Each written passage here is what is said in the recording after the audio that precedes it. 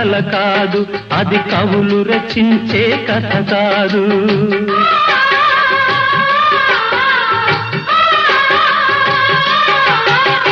జీవితమంటే కల కాదు, అది కవులు రచించే కథ కాదు.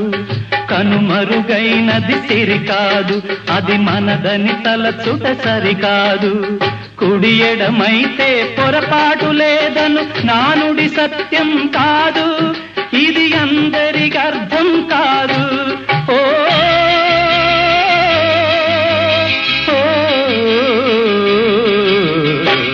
వేగు చుక్క మొలిచింది, వేకువ పొడ చూపింది, తూరుపు తెల్లవారక ముందే కాలం మాటేసింది, నా కళ్ళను కాటేసింది.